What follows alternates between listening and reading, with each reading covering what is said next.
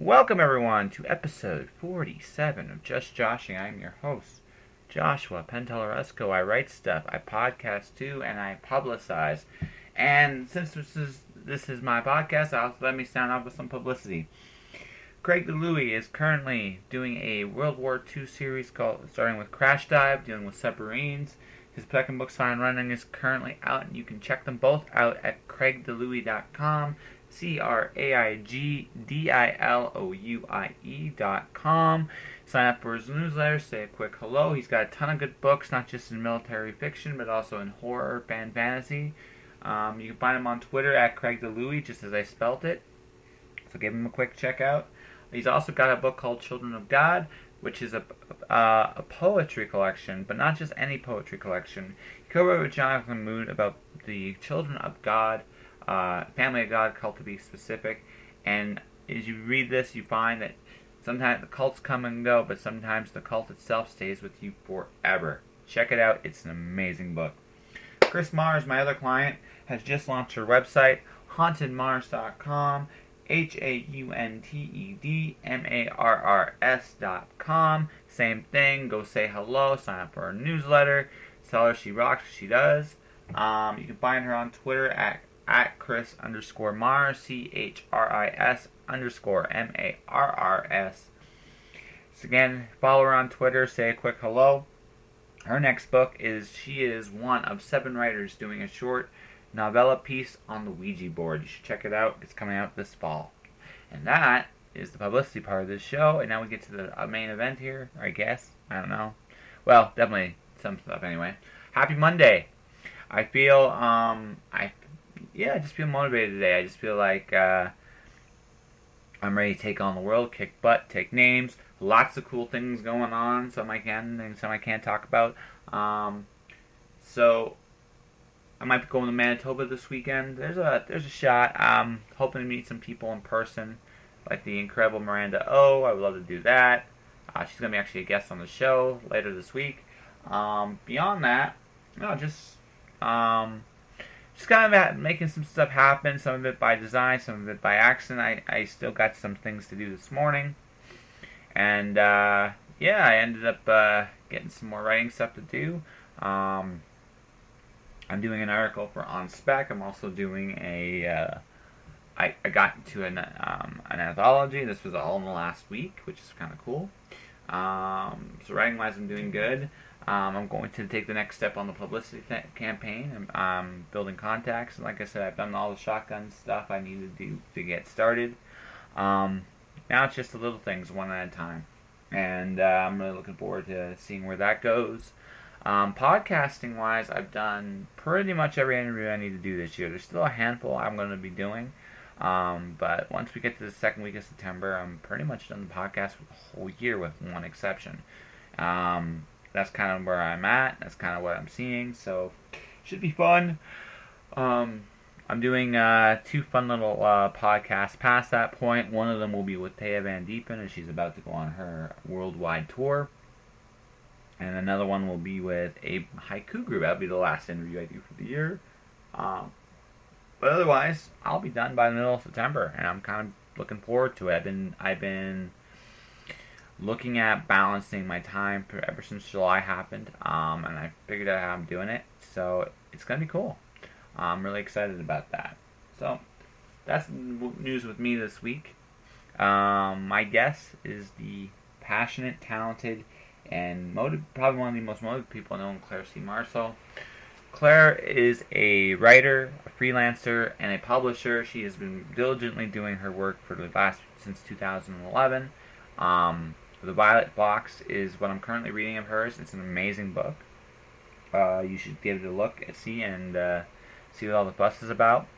Like I said, I really enjoyed my conversation. I learned an awful lot doing that conversation. So it's been good. Beyond all that, that's pretty much it for this week. I'm going to go a little short because this conversation goes quite long, but in a good way. Claire's an amazing person, and I think you'll find out why just next after these messages. Tired of buying t-shirts, coffee cups, and other memorabilia that all podcasts seem to have? I sincerely hope not, because I'm jumping aboard this gravy train right now. That's right. You can be the proud owner of a Just Joshing t-shirt, photographic print, and coffee cup at my Redbubble store. Redbubble has one-click ordering and will ship anywhere in North America. Check out http://worldwideweb.redbubble.com/people/jpenteloresco for more details. Hello. Hello? Good morning. Morning. Can you hear me? Is my audio good? Your audio is fantastic. Can you hear me? Yes. Yay. We are Yeah. there. Yes. Yes. So how's your morning so far? Pretty good, pretty good. I was actually, when I was talking to you last night, I was drinking an energy drink, and I had a pretty good writing session. So I was up till about 2:30 writing, and then I got up a few hours ago. No, So no problem. I wish I could say I was this wonderfully. Hold on a second here, just making sure this. Oh yeah, we are recording, by the way. okay, sure. Yeah, I'm just letting you know that right now. So if you want to say anything incriminating, it's. Oh, I did want to ask, are we allowed to swear? Yes, you're allowed. Be yourself. Okay. There's only I mean, like it's the only thing I really don't really want to talk about is things that don't really aren't relevant to you. So whatever else, if you happen to swear like a sailor, you can say it. I I don't really, but just in case, because I know like iTunes, like if you distribute to iTunes, you have to put the explicit tag on there, and some podcasters don't want that. So Well, I kind of look at it like this. I'd rather people be genuine. And if that means words like shit, fuck, and ass, and all that other wonderful fun stuff. Also, my dad was a truck driver way back when I was a kid. So if you can actually say something that can make me blush, you have an amazing vocabulary. So don't worry about it. I don't think I could do that. Yeah, it's okay.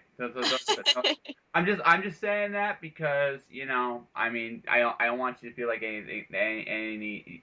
It's hard to offend me. I'm not saying it's impossible, but it's pretty hard to actually offend me. So, Sure. all right. So let's see. Where do we want to start talking? We can talk about your amazing books. We could talk about the first time I met you.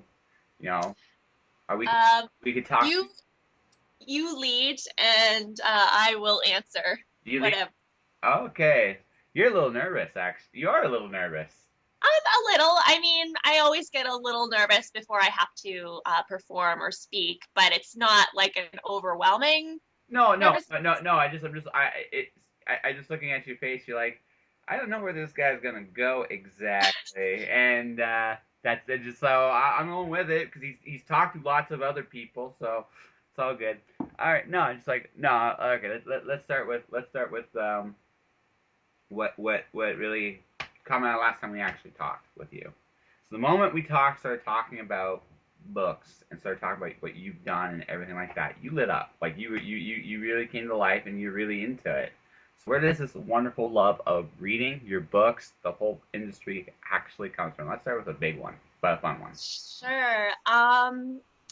Well, it probably started with my dad.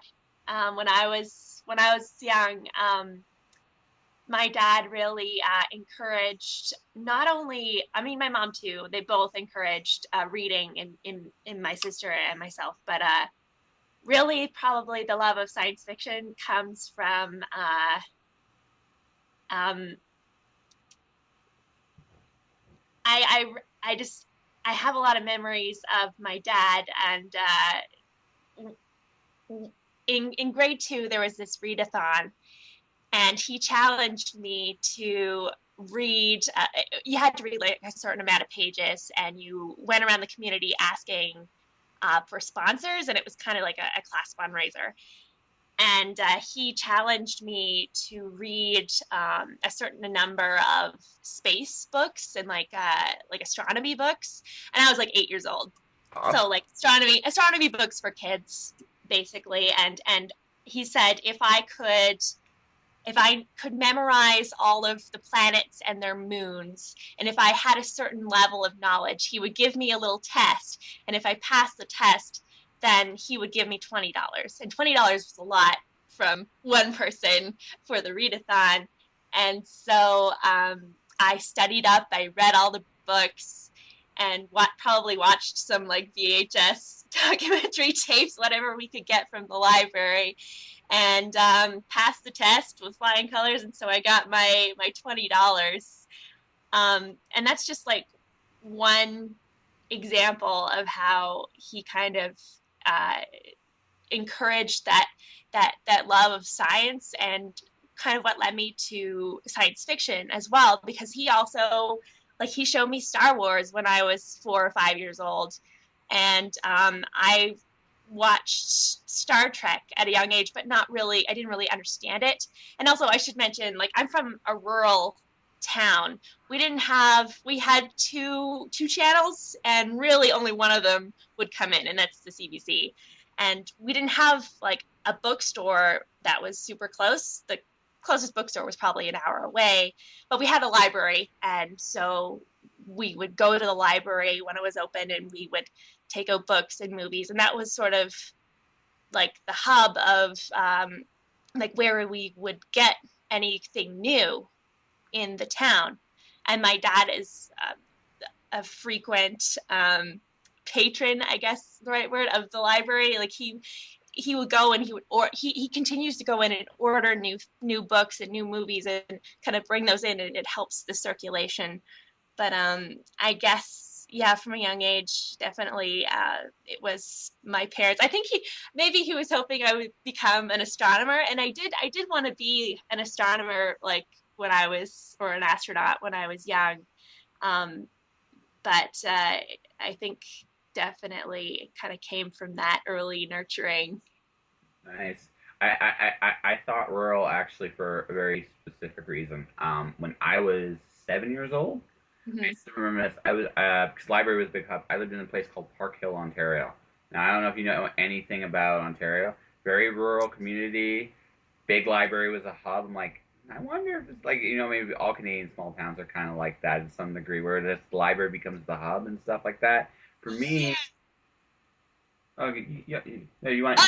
I'm just wondering, like, I don't know where Park Hill, you said, Yeah, Ontario. they're in Um, London, Ontario, about an hour away. So, okay, okay. Yeah, I'm from Sheet Harbor, which is a little fishing village, really a hamlet, just on the eastern shore oh, of Nova Scotia. ah, Yes. so that's actually the one part of Canada I have not been to is the East. I've been like Ontario West. I have not actually seen the East Coast at all. So something It's I'd like to remedy at some point. it's very beautiful. The housing market out there is real affordable right now. Everybody's selling and kind of moving away, and it's a lot of older people, unfortunately now. But it's very very beautiful. I can say that, like, the same views that you would get in Nova Scotia, they would cost you like 2 million in Vancouver or more. So Well, yeah, like actually, since we're going there, I'm not sure if I'm ever actually going to get a house. Not entirely sure about that. I well, I know out here I won't for sure because I just look at it from the point of view of I'd be working so hard no matter what I did because of how expensive they are here. I'd be working so hard to pay for it that by the time I could actually enjoy the house, I'd be an older dude. Like, I don't get me wrong, I'm still be active, but I would actually need naps at that point in time in my life. I would actually, and a big house just doesn't seem worth it out here. Like, so like if I stay out in the West Coast, I want something like a little bit more mobile. I think for me here, whereas out east, like I said, I've never been there, so I can't really say one way or the other there. It's just one of those things where I've thought about the whole house thing, and I'm like, I'm not sure, eventually, we'd like to get a house. We're kind of saving for that right now. Um, but yeah, if I moved back to Nova Scotia, I could probably afford something like small but decent on in the rural communities, because housing there, it's like you could buy 3 houses for what it costs to buy like a condo here. That's what I'm saying. Like something like that would be appealing. I would like there's just my own thing is if you're getting something, you should at some point have the time to enjoy it. Otherwise, why get it? It just seems like it. I mean, yeah, there's a certain stability, I guess, if you Yeah. have your own place. But I've thought about this more, like more and more as I've gotten older and wiser and shit, or I don't know. All right, but I just for me it's just like out here it just doesn't seem like that. I like being free. I that's the thing. I like my freedom, and if as of right this moment in my life, and I just kind of go at this point, if I had a house, like I've committed to staying here. Yeah. I think for me, I need something uh, like a house, or I need something, I need a better office space. No, no, I understand For, that. for me, for me, because I work from home, and right now we have sort of like one open space in the bedroom and the bathroom, and that can be distracting when, of course, you have another person also living there, and he's home and I'm working. So I ideally, my ideal situation would be kind of my own office where I can write and work on my freelance business and whatever other businesses I might do, and then kind of keep that separate from my living area. No, no, see that I understand. No, like I kind of wish what was up here would be like what they had in Arizona. They had like these small little studio apartments that were really reasonable to rent, right? Not like big places, but they'd be like perfect for like an office kind of deal. Like you want to work somewhere, you kind of have your own space and not and they'd be affordable, right? You could actually do that. You can do your thing, and it's a shame that for all that's out here, they don't have anything like that out here, really. So I think you can rent yeah. office areas for pretty cheap. Mhm. Like they have like co-working spaces, and I've looked into that, but it's not really worth Mm, me paying that. Like I can work here just fine. You kind of learn to work with yes. distraction, especially like I did 4 years of journalism school. Like that makes it sound like that's not the complete journalism experience, but I completed a journalism degree. I know how to write when there are things happening around me. But it would be better if I had a more dedicated space So for sure. what would be your ideal workspace? Like it would be like a big wide space, like a window view. Would you like something a little bit more enclosed, like a bat cave or a crystal cave, I guess, for the or Claire cave? I guess I've always imagined some kind. Well, I've imagined a couple different things. I have imagined living in a large house, mostly to contain a large library with all like with the spiraling staircases and like a Beauty and the Beast, like Disney's Beauty and the Beast type library, kind of living there and then having some kind of office off of that, overlooking water, certainly like that kind of picture. Or I've also in my later years, because I'm so old, like in the past couple of years or so, I've imagined kind of a more corporate setting. Like if my freelancing business were to get, or my publishing business more likely to get to the point where I would have employees. I have imagined a sort of a larger, not an entire floor of an office building, but like um, you'd have a main area, and it would be like kind of in a half high rise maybe, and then there would be a meeting room, and I would have an office, and maybe like my assistant would have an office, and then there would be like a main kind of working sitting coffee area, something kind of not too big but big enough for like a couple of people to work in. So I guess those are two very different settings, and yeah. I actually had the chance to work in something like the first one. Actually, Yeah. yeah, no, I worked for a guy by the name of James A. Owen, and he's got a studio in a very rural area in Arizona. And well, I mean, he's got all kinds of little really cool memorabilia. It's still a work in progress even now if you go there. but he's got the spiral staircase. He's got like these giant spots for comic books. He's got this giant spot for books. He's got this. It's a very very cool thing. I think with you, huh? I just had a thought.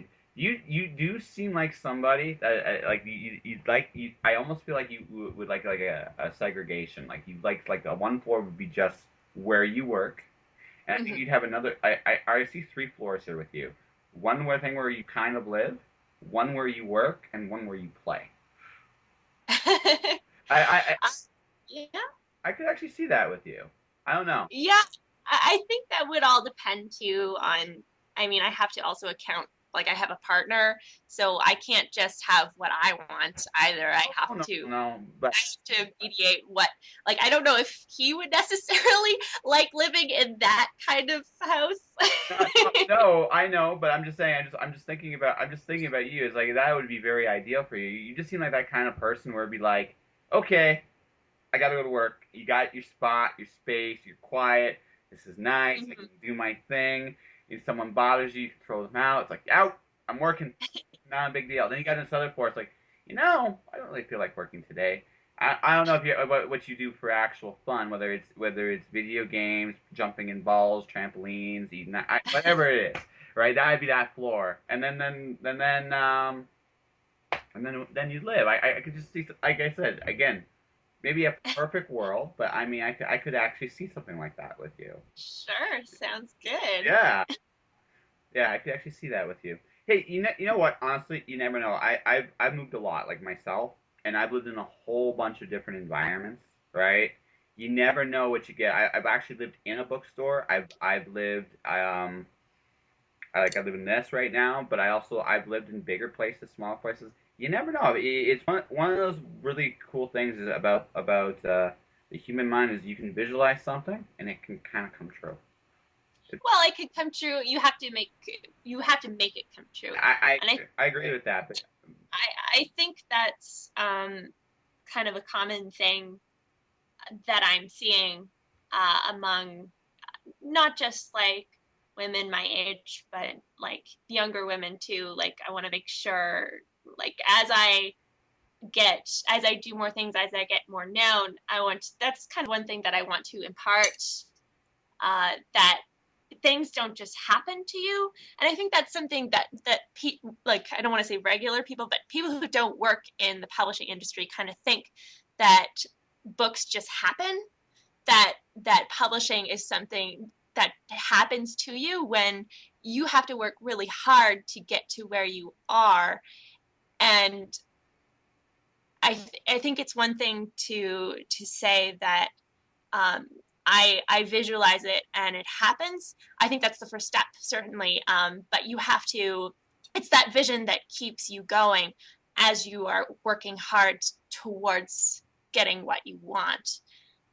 Kind of, I always think of Cinderella's "A dream is a wish your heart makes," and those kinds of songs that kind of teach young girls that, like, if you wish for something it'll happen, but that's only a very small part of absolutely. getting what you want. Well, no, it requires discipline. It requires sacrifice. It requires a willingness to pay a price because you're Yeah, going to.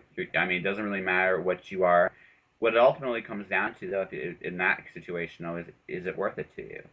And that's why a lot of people, and that's where a lot of people fall short on it. I mean, it's not. You have a very strong vision of where you'd like to be. I can tell, but you're also willing to pay the price for it too, and that's a yeah, huge difference. That honestly is the difference between somebody that talks the talk and someone that walks the walk, and abs- that's what it comes down to. absolutely. And yeah, I not only am willing to do what it takes, I have the time and the resources and the knowledge to do what it takes, because I think people also they want to do it and they will talk the talk and they'll start to walk the walk, but then they realize they get into it and they're like, oh, I didn't realize how much work this is and how much like nitty gritty stuff that I have to deal with, how much of the business side, uh, talking about like if somebody's going to self-publish their book, they'll just think, oh, I'll just do it and then it'll sell. But Oh, that's actually, that's not really what happens. You have to be willing to put yourself out there consistently, and over time you will build up a following and stuff like that. But there are people who kind of get to that halfway point and then just kind of fall off the radar because they're not willing to put in the time. there's that, but also like I think the other big thing that's going on now, and this is I think what happens with a lot of people, that you get to this point where it's like, okay, now what do I do, right? Because you're like, I've done this, and this, and it's like, now what do I do? Um, like I said, and then it's trying to deal with the challenges every day too, like the challenges. The biggest thing I've learned doing this, like when I started, I self-published my first book when I was 23, 22, 23, something like that. And the biggest thing I learned doing that, the first one, I wouldn't say, I probably would say I recouped my first losses over a period of like a few years on the first book. I did a very small run, and I learned a lot. But the biggest thing I learned two things. Publishing is in the case of self-publishing, actually getting a physical book is the easy part. Getting people to care, that's another animal Yeah, altogether. And that's the real absolutely. challenge a lot of people in the self-publish, like they choose the self-publishing route, fail to grasp. Yeah, Yes. it's great. You got this book, and it's awesome, and it's made of cheese, and it's amazing and wonderful, and yes, but the hard part is, okay, why should I care? I'm a reader. Why should I care about you? And Exactly. if you don't, if I kind of look at when you sell a book. I saw something once, and I apply it now to kind of how I approach books when I see a convention. Who you are, what your product is, and why should people care? If you can answer those three questions on a consistent basis, you will consistently get sales. You may not be a number one New York Times best-selling author, but if you do get there, kudos, right? But Yeah. but And those three questions are, like I mentioned, like I have a journalism degree. That's exactly what you think about when you are writing an article. mhm. Um, and so I think that having that knowledge, I was able to, I kind of went into it knowing that I would have to make a whole bunch of people care about what I do. And I also think that's a process as well. Like, I think, like, this is my fifth year of publishing, and I'll have six books by the end of the year. And I think by consistently showing up and being like, hey, I'm serious about this, like, this is what I'm dedicating my life to, people have started to pay attention. When they see that you are taking you are taking this business seriously and you are consistently putting out a good product that people want to buy, people will start to be like, oh, like she's here to stay. I wonder like what she's doing. And I've gotten like a lot of people kind of coming up to me. And the other thing about like being on social media is you feel sometimes like people aren't watching you. Like you'll put something out there, like a blog post or whatever, and you might not get a lot of attention. You're like, oh well. But if you kind of keep doing that, people do notice that you are doing things. Like I have people coming up to me and being like I think what you're doing is really cool, and I haven't spoken to them for maybe years, but like the fact that they are out there watching me is like you you're not always speaking into the vacuum, even though you feel like you're speaking into the vacuum. Actually, that's been very true. Like the last couple months for me have been really an adjustment period. I like, well, you were at that party where I got to somehow magically become a publicist. That, Yeah, I heard about that. ah, no, it's been a really, like, this month's been tough because my day job has had stupid amounts of overtime, and I haven't indulged all of it, but it's really hard to say no to $45 an hour. It really is, and it's like, I need to pay rent. right? And then you try and learn something. I'm the kind of guy. It's like, okay, I have no idea what I'm doing. I don't let that stop me. I'll figure it out. And no, it's really cool. My this month has been. I'm not quite where I want to be with them this month. Just because of the way that my time has worked out this month a little bit. But on the same token, I've done a lot. I actually have quite a few media connections now. The only thing left for me to really grab in the city now is the bookstore stuff.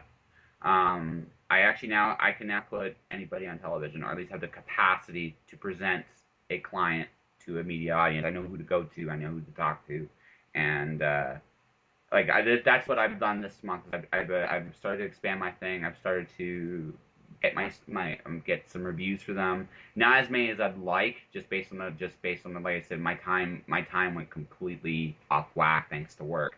But it's been, like I said, a learning process. But this came because also I'm looking at the fact that I promote stuff. I do this podcast, and that's kind of how I see it. I do this podcast. I do blogs. I do Twitter. I do my books. And this is something. This has been an accumulation of years of work, right? Not just one thing here, one thing there, right? It's just been like you have consistently shown up here, here, here, here, here, and here. So in return, now we're giving you this, this, this, this, this. That's kind of how the universe works. When I started the whole writing thing for me, I think the biggest surprise I've learned doing this is how much of an education I've gotten in so many other areas. Right? I still feel like personally I have a long way to go on some things, but but there's other things like wow, I never thought I'd learn about this. I never thought I'd learn about biggest thing like my biggest shock is how much I've learned about graphic design. I almost wish I took visual arts in some form or fashion when I was in high school because a lot more seriously because I'm using it a ton more now than I ever thought I would.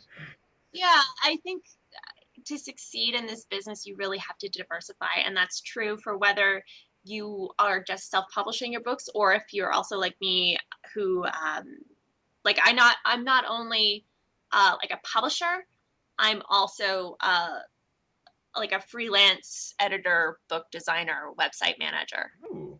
So I'm kind of straddling both, like I'm straddling the fence. I'm on both sides of the fence. And I have found that being able to do anything and everything has helped me. Like freelancing is my full-time job. Uh, so I, that's helping. I'm actually giving you a salute there because I'm not quite there. I'm freelancing more this year. I've actually done quite a bit more freelancing this year. I've noticed that small things that I will probably never advertise, but it's just been things that I've built up. Right? Yeah, and it takes time to build a client base and to kind of build in to get clients that are your steady clients that have work for you every day, every week. Um, and then kind of moving up and getting those higher paying gigs. And yeah, so that's kind of what I've done over the past couple of years. And I am at the point like that's what I do. And then publishing, like Fairy Ink Press is my like my young adult uh, publishing company, and that's sort of I call it my weekend business because it's what I do like on my weekends and in my evenings, and it's what I do when I mean freelancing by its nature has its high points and its low points, even for me when I have steady work. So when I am less busy with my client work, I can work on my own stuff because I always prioritize the paying work. So you have I no, have to. no. We You have to. it's business. It's just plain and simple business. I got a ton of like my current stuff. My current priorities are. I got this really cool fun side project with another writer I'm working on right now. But right, I have the publicity stuff. I have my own book to hand into my publisher. So that's the Right. stuff that pays. So ergo, that's the priority right now. And I think too, you kind of learn to balance what you do and not to take on too many extra projects. You learn how to say no to things that you know aren't going to pay as well or are going to eat up all of your time. And time ultimately is your most important resource because money, you can re-earn money, but you can't re-earn Nope. time. I And totally so agree with I'm that. I totally agree with that. and I find that I'm extremely protective of my time. Like I very carefully weigh like whether or not I should go out for an evening because I know that I can spend that evening writing or working on my website or doing something that will advance my Yep. things. So it's the same with like I really like you asked me you didn't know what I do for fun. I enjoy video games, like I enjoy computer games. And over the past couple of years that's definitely become something that I really like. And so whenever I like computer games that are like strategy games, so Stellaris, Civilization, Okay. um, Crusader Kings 2. I like those kinds of games where it's really like hours, hundreds and hundreds of hours you can spend on one game. Um, and so I very carefully weigh like, should I spend 2 hours on this game tonight because I will advance myself in the game and that feels productive, but it really isn't furthering myself. And I also have to weigh like, have I have I been working too much lately? Like I don't want to burn myself out either. You have to take care of your own needs as well. Yeah.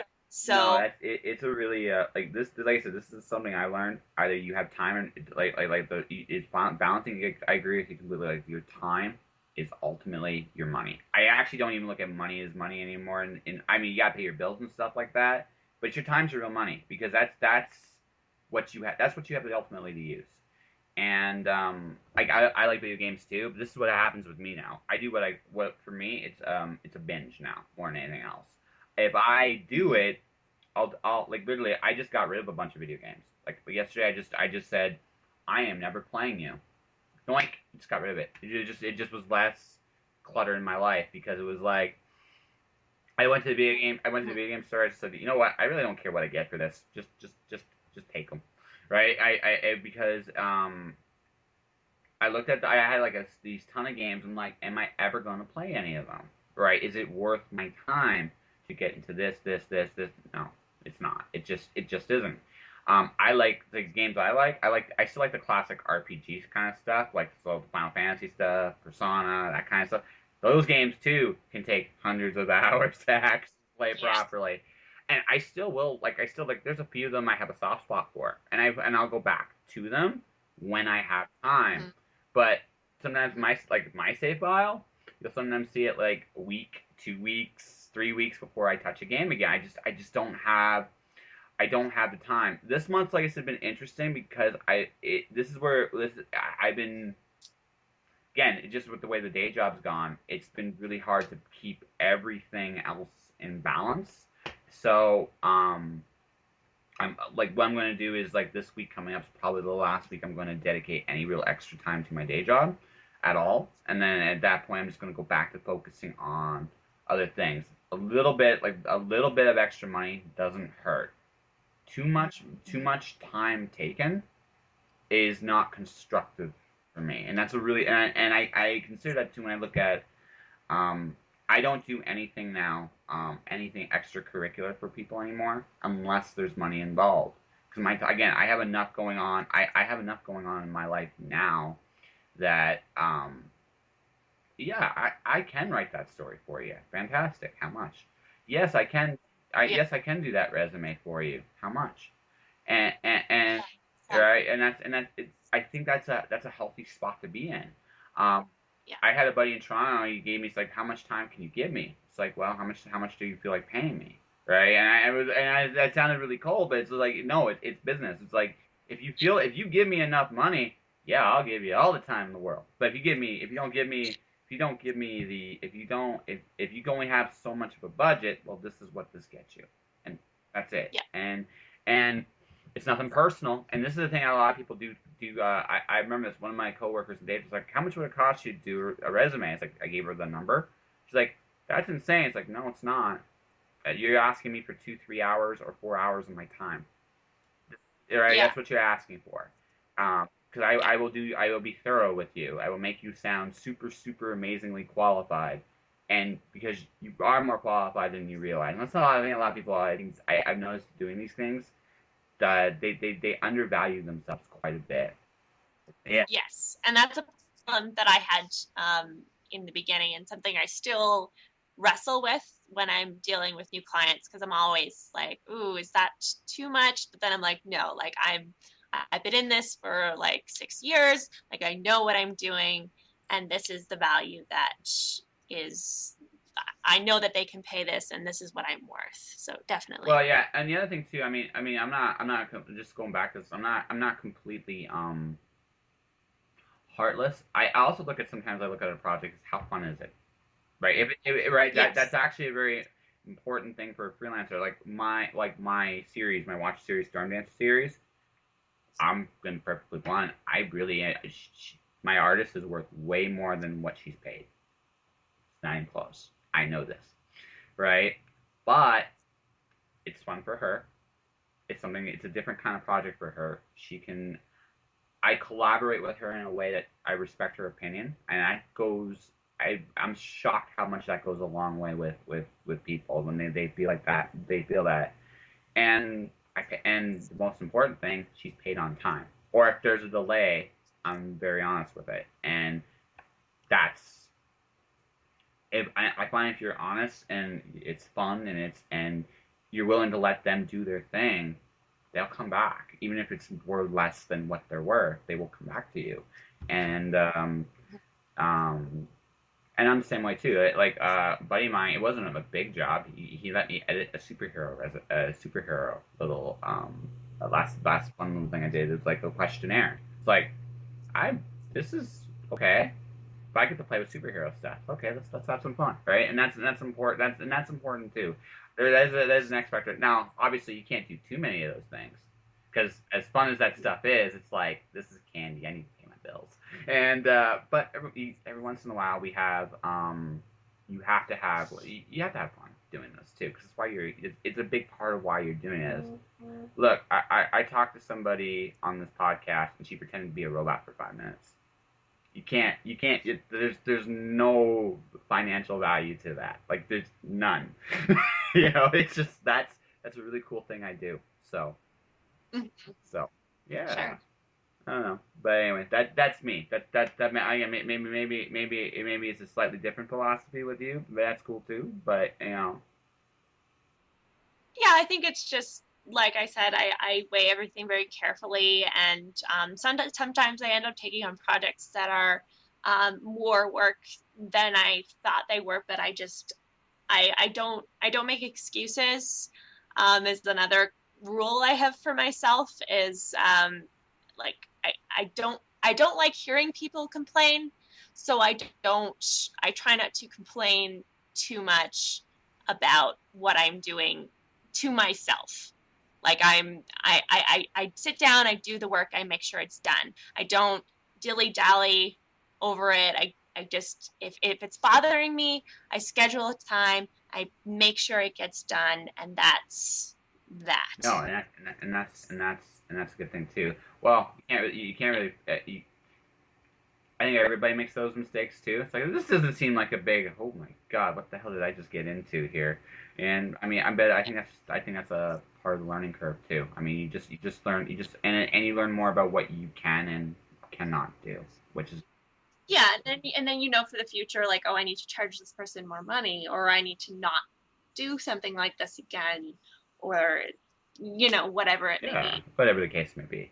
So let's see what. So ideally, would you like to be known as Clare C. Marshall, freelancer extraordinaire, or Clare C. Marshall, publisher extraordinaire? What Hopefully, all of the yeah. above. If you I, had to put one on top I, of the other, I think above all, I am a writer first. But I also think of myself as like a creator of things. So no matter what I'm doing, whether I'm writing or I'm freelancing or I'm a publisher, I am creating something that will outlast me. So that is how I approach like Hmm. everything. And I mean, I've been writing since I was 5 years old. So obviously Big part. that's kind of on top. I'm also a musician, like I've and a dancer. So music is very important to me as well, but that also ties into being a creator because I am creating music, but I'm also like I play the Cape Breton style, fiddling like Natalie McMaster, Ashley McIsaac kind of thing. And so I'm also when I'm playing, I am exploring the stories of people who came before me. So there's that element, and that kind of shows up. Music shows up in my writing as well. So it doesn't really matter what it is. It's all kind of in the same vein for me. Like, am I being creative? Yes. So then I'm going to do Yeah, it. no, actually, not at least And I yeah, and I just happen to also have a business brain, so I can monetize which it. honestly is huge. Yeah, I actually feel like next time I actually see you in person, I should pick your brain on some stuff because I feel like I can learn something from you. So big time. No, I mean it.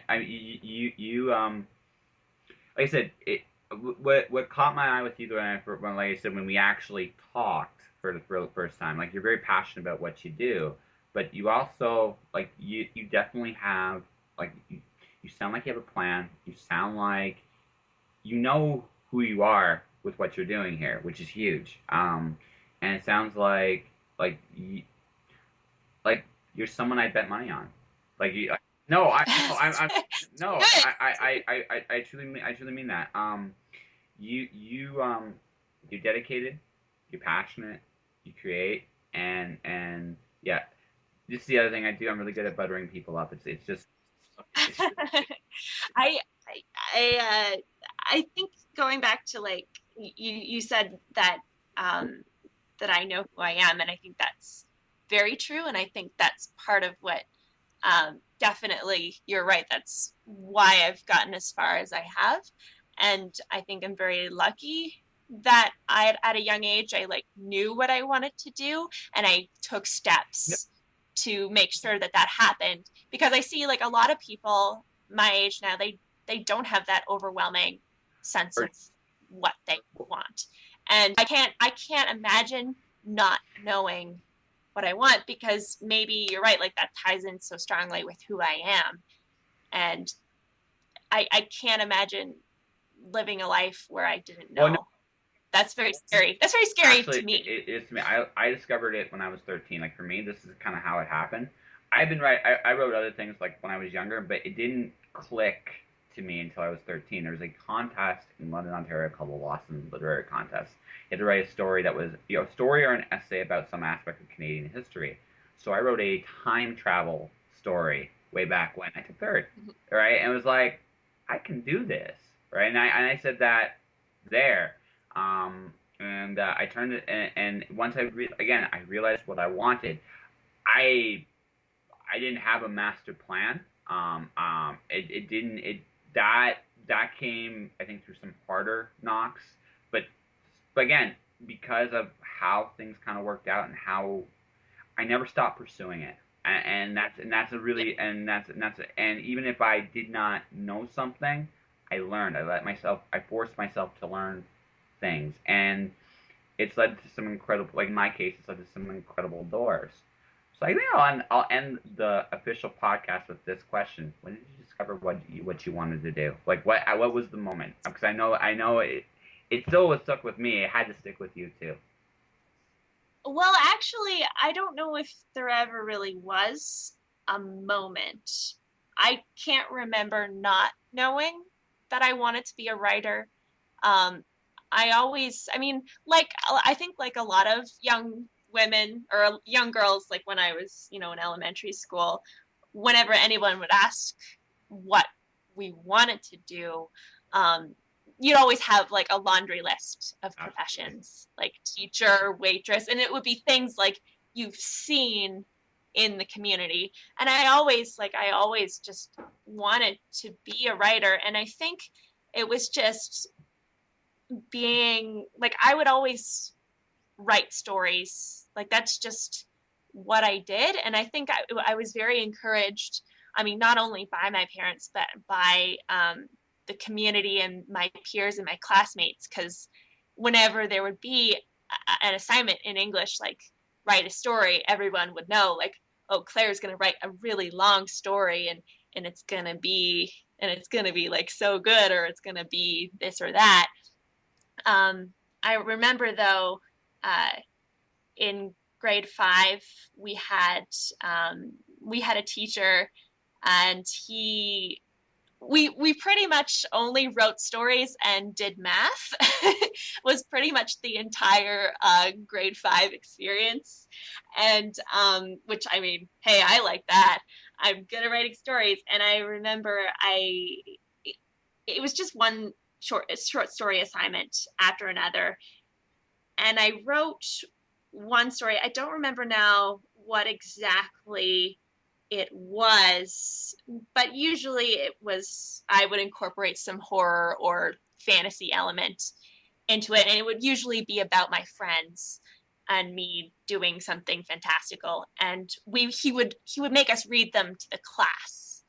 And so I read mine aloud, and I knew that he was behind me and he was writing on the board, but I didn't know what it was. So I finished reading the story, and people, I guess, applauded or whatever. And then I kind of turned around, and he'd written on the board. It was very confusing, and I didn't really understand what it was at first. He'd he'd wrote a 7, and he had drawn an arrow towards the 7, and he asked me if I knew what that meant, and I didn't really. And he said, and I was in grade 5. This is grade 5. He said, Claire is writing at like a grade 7 level, and to me, like, even though that's maybe like 2 grades ahead, that was huge for me to have that. Oh no.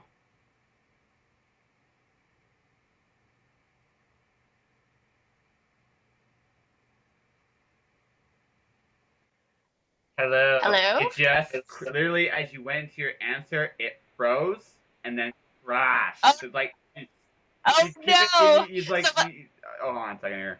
Yeah, there you go. sure. There I am. No, it was like, you gotta be kidding me. This is awesome, and you had to do that here. Why couldn't you have done it earlier? So what I'm gonna do here? Hold on a second here. Oh wow, I actually recorded the whole thing crashing, so that's an edit spot for later. But anyway, I hate doing this because that was such a genuine. Could you repeat that? Yeah, I'll Yeah, repeat the whole just story. I'm sorry. No, no worries. I edit Yeah, podcasts. I know. like I, So okay.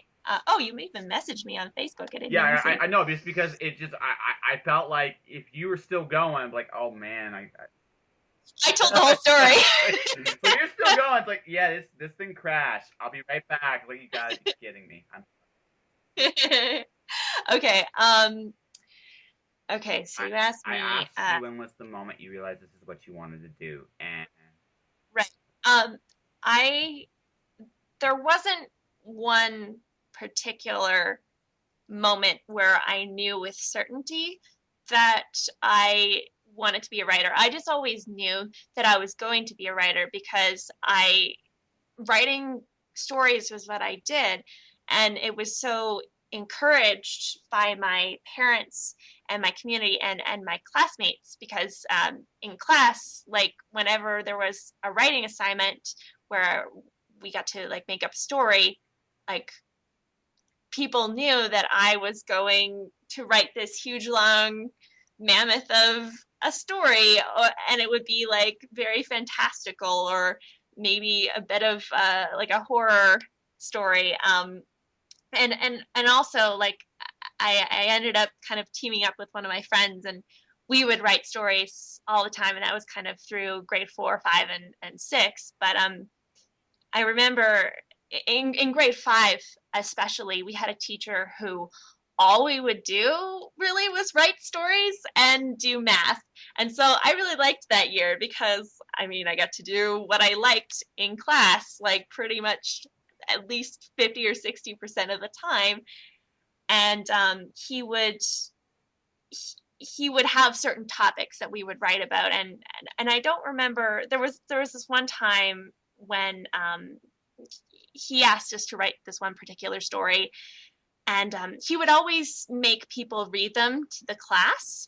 Not everyone, but a lot of people, and so I was always one that he would ask to read. And I got up there, and I don't really remember which one it was, but I always wrote about me and my friends, and we would do something fantastical or something horrible would be happening to the town, and we'd have to save it, kind of thing. And so as I was reading, he was doing something behind me. He was writing on the board, the teacher was, and I didn't really know what. And so I finished the story, and people applauded or whatever. And I finally turned around, and on the board he had written the number 7 with an arrow pointing to it. And I was in grade 5. This was I was 10 years old, and he asked me if I knew what that meant, and I said I didn't really know. And he said, like, Claire is writing at a grade 7 level. And for me, I mean, that's only, if you think about it now, that's only 2 grades ahead. But that was a huge moment, because it was like an adult, an authority figure was kind of he was saying, like, you are very good at this, you are above what is expected, what I've expected anyone to do in this class, and this is like, you are truly, to me, he didn't say you are truly meant to do this, but it was like very affirming for me, like, this is something that I am obviously meant to do, even though I knew that I was going to do it. It was like, you definitely are going to do it. And not only that, like, as I said, 2 grades ahead isn't a lot, but for a rural town, our high school, like, we had an elementary school that was primary to 6, and a high school that was grade 7 to 12. So grade 7 was high school for us. So Claire is writing at a high school level. Like, that was really huge. And so cool. All right. Yeah. So we're gonna get to the part where the podcast is over here, real quick here. But sure. Before we go, when we do finish, I do want to talk to you for a couple of minutes afterwards, a couple things. But before we go, so what's your current book? What's your current assignment thing that people want to read? Then how can people hunt you down on the social media world? Okay, so the current book that I will be publishing probably fall this year is Hunger in Her Bones. It is the 3rd book in the Sparkstone saga, which is my young adult sci-fi series. So I don't have a definite date yet, but it will probably be October, November.